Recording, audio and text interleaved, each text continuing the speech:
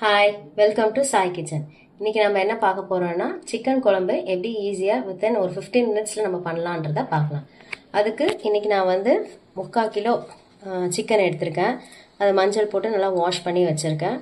அதுக்கப்புறமா தாளிப்புக்கு வெங்காயம், கருவேப்பிலை, 2 பச்சை மிளகாய் கீரி வச்சுருக்கேன். டேஸ்ட்டு வந்து நல்லாயிருக்கும். அதுக்கப்புறம் 3 தக்காளி, மீடியம் சைஸ் தக்காளி எடுத்திருக்கேன்.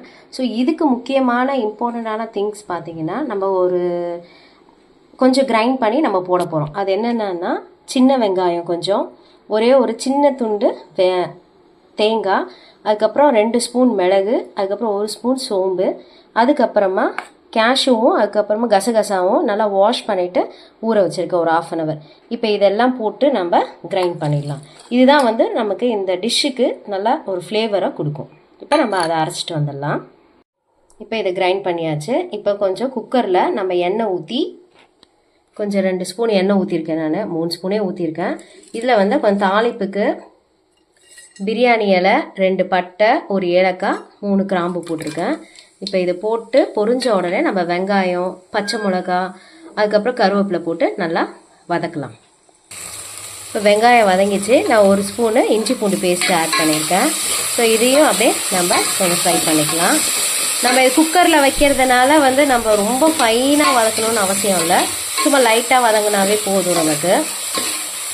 ஸோ இந்த இஞ்சி பூண்டு பேஸ்ட்டோட ரா ஸ்மெல் போனோடனே நம்ம தக்காளியை போட்டு ஆட் பண்ணணும்.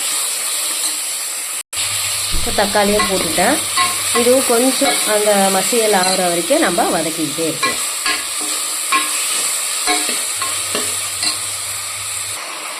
தக்காளி நல்லா வதங்கிடுச்சு.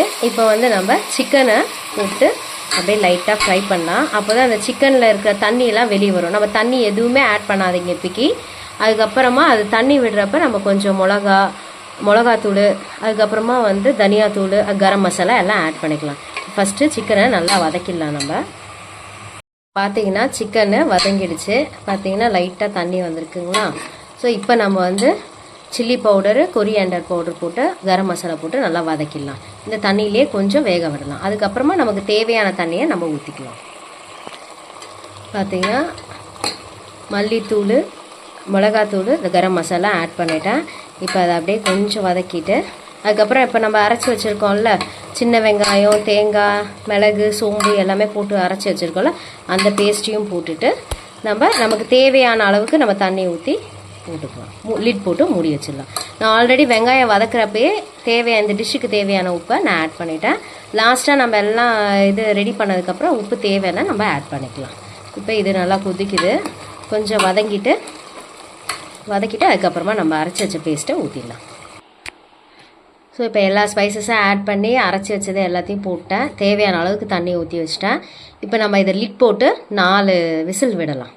அதுக்கப்புறமா பார்த்தோன்னா எடுத்து பார்த்து நம்ம கொத்தமல்லி இருந்ததுன்னா அதை வந்து நீங்கள் கார்னிஷ்க்கு வச்சுக்கலாம். அப்படி இல்லைன்னா கொஞ்சோண்டு நல்லெண்ணெய் இருந்ததுன்னா லாஸ்ட்டாக எடுத்துகிட்டு ஓப்பன் பண்ணதுக்கப்புறம் நீங்கள் ஊற்றுனீங்கன்னா ஒரு நல்ல ஃப்ளேவர் வரும் உங்களுக்கு. நான் இதை விசில் விட்டுட்டு காமிக்கிறேன் நான். ஸோ லிட் போட்டு வச்சிட்டேன். இப்போ 4 விசிலுக்காக வெயிட் பண்ணலாம். அதுக்குள்ளே வந்து நான் ரைஸ் வச்சுருக்கேன். இன்றைக்கி ரைஸ்க்கு தான் சிக்கன் குழம்பு வச்சுருக்கேன். ஸோ அதுக்கப்புறம் கொஞ்சம் பிரியாணி பண்ணலான்னு இருக்கேன். இதை முடிச்சுட்டு முட்டை வேக வச்சிடலாம். ஸோ இது வர வரைக்கும் நம்ம வேகிற வரைக்கும் வெயிட் பண்ணலாம். அதுக்கப்புறமா நம்ம ஓப்பன் பண்ணி சர்வ் பண்ணலாம். 4 விசில் வந்துடுச்சு. கேஸும் ரிலீஸ் ஆகிடுச்சு. இப்போ லிட் ஓப்பன் பண்ணி பார்க்கலாம் எப்படி வந்திருக்குன்னு பார்க்கலாம்.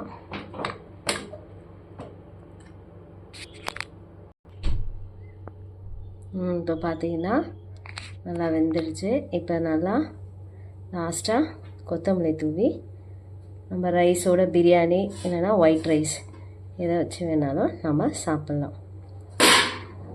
இது வந்து பிகினர்ஸாக குக்கிங்கில் இருக்காங்களோ அவங்க கூட இதை பண்ணலாம். பேச்சுலருங்க இன்னும் ஈஸியாக நம்ம பண்ணிடலாம். 15 மினிட்ஸில் இது ஆகிடும், ரெடி ஆகிடும். இப்போ நம்ம டேஸ்ட் பண்ணி பார்க்கலாம். இப்போ கொஞ்சம் பிரியாணி செய்கிறேன்னு சொன்னாலும் அந்த பிரியாணிக்கு கிரேவி, தயிர் பச்சடி, முட்டை வச்சுருக்கேன். எப்படி இருக்குன்னு டேஸ்ட் பண்ணி பார்க்கலாம்.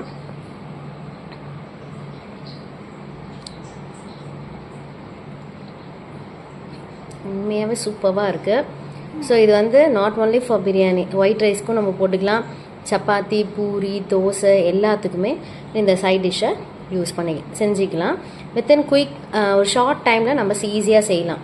அதை எதை வறுத்துக்கிட்டு அரைக்கணும்னு இல்லை, நம்ம ராவாவே வறுத்துட்டு அப்படியே அரைச்சி நம்ம குக்கரில் 4 விசில் போட்டு எடுத்துட்டோன்னாவே நமக்கு கிரேவி ஈஸியாகிடும். மார்னிங்கில் ஒர்க் போகிறவங்களும் இது ஈஸியாக செஞ்சு கொண்டு போகலாம். ஸோ அந்த டிஷ் பிடிச்சிருந்ததுன்னா லைக் பண்ணுங்கள், கமெண்ட்ஸ் பண்ணுங்கள், ஷேர் பண்ணுங்கள். தேங்க்யூ ஃபார் வாட்சிங்.